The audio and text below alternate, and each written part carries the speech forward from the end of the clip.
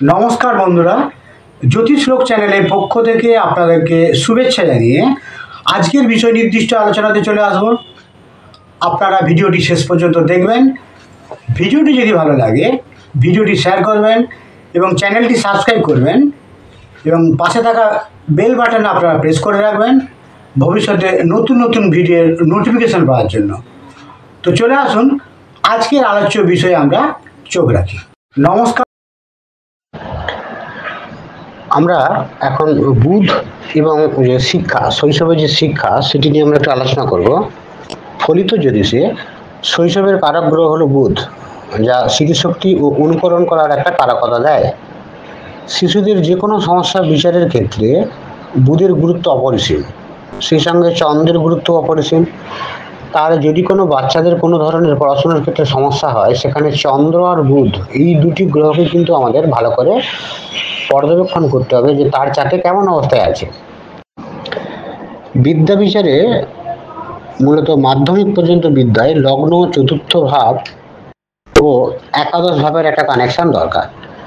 চতুর্থ ভাব সাপেক্ষে যদি আমরা দেখি যে 1 এবং 11 ভাবের একটা কানেকশন থাকে, তাহলে পড়াশোনা ভালো হয়। ফোর্থ হাউস সাপেক্ষে যদি 6 আর 12 ভাবের একটা সংযোগ তৈরি হয়, তাহলে পড়াশোনার একটা ব্যাঘাত ঘটে। চন্দ্র ও বুধের শুভত্ব বেশি হলে সবচেয়ে ভালো মাধ্যমিক পর্যন্ত যে পড়াশোনা, তার ক্ষেত্রে সবচেয়ে ভালো অবস্থা তৈরি হয় কারো চারটে যদি চন্দ্র এবং বুধ ভালো অবস্থায় থাকে। এছাড়া আরো কয়েকটি গ্রহ থেকে আমরা এক একটি সাবজেক্টের বিচার করি, সেগুলি সম্পর্কে আমাদের ধারণা থাকতে হবে।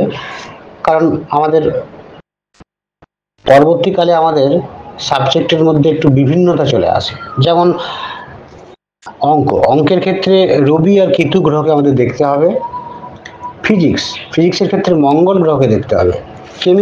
কেমিস্ট্রি আর ভূগোলের ক্ষেত্রে শুক্র গ্রহকে দেখতে হবে। তার চার্টে কেমন অবস্থায় আছে তার উপর ডিপেন্ড করে তার সেখানে মার্কস কেমন আসবে না আসবে বা রাখতে পারবে কিনা ওই সাবজেক্টটি, সেটি জানা যাবে। জীবন বিজ্ঞানের ক্ষেত্রে বৃহস্পতি, বাংলা সাবজেক্টের জন্য চন্দ্র ও শুক্রকে দেখতে হবে। ইংরেজির জন্য রাহু, কারো যদি চারটে রাহু ভালো থাকে সে ইংরেজিতে ভালো হবে, ইংরেজি সাবজেক্টের উপর তার দক্ষতা ভালো থাকবে। ইতিহাসের ক্ষেত্রে আমরা জানি যে শনি থেকে আমাদের ইতিহাস, যদি কারো চারটে শনি ভালো থাকে সেই ইতিহাসে তার দক্ষতা থাকবে। আর কম্পিউটারের জন্য বুধ যদি ভালো থাকে তাহলে কম্পিউটারে তার আগ্রহ থাকবে এবং সেক্ষেত্রে তার অধিকার অনেক বেশি থাকবে, কম্পিউটারের ক্ষেত্রে দক্ষতা অনেক বেশি থাকবে। রাহু অশুভ ও দুস্থানগত হলে ধৈর্য ও একাগ্রতা কমে যায়। বুদ্ধি থাকলেও তখন পড়াশোনার তীব্র অরুচি তৈরি হয়। আমরা অনেক সময় দেখি অনেক বাচ্চা ছেলেকে আসতে দেখি, তার মা নিয়ে আসছে হয়তো যে তার পড়াশোনার ক্ষেত্রে মনোসংযোগের অভাব। সেক্ষেত্রে কিন্তু আমাদেরকে রাহুকেই দেখতে হবে যে রাহু চন্দ্রের সঙ্গে কোনো রকম সংযোগ তৈরি করেছে কিনা বা বুধ রাহুর কোনো রকম সংযোগ তৈরি হয়েছে কিনা, সেটি আমাদের দেখার প্রয়োজন আছে। কারো চার্টে আমরা যদি দেখি যে রবি অশুভ হলে প্রতিভা থাকলেও রেজাল্ট তার ভালো হয় না, ফাঁকিবাজি টেন্ডেন্সি তার মধ্যে কাজ করবে। বৃহস্পতি যদি শুভ হয় তাহলে তার জ্ঞান ও প্রজ্ঞা বেশি হয়, বেশি বুঝদার হয়।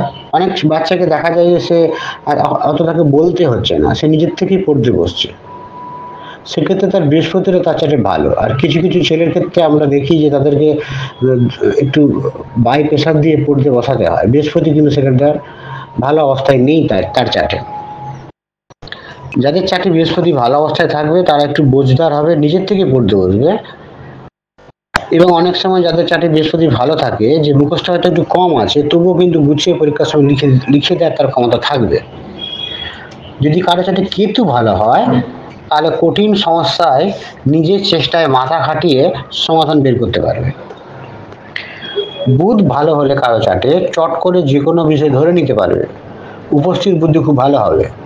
শনি ভালো হলে গবেষণামূলক কাজে তার শক্তি বৃদ্ধি পাবে, প্রচারের আলোকের বাইরে থেকেও অনেক কাজ সে নীরবে করে দেবে।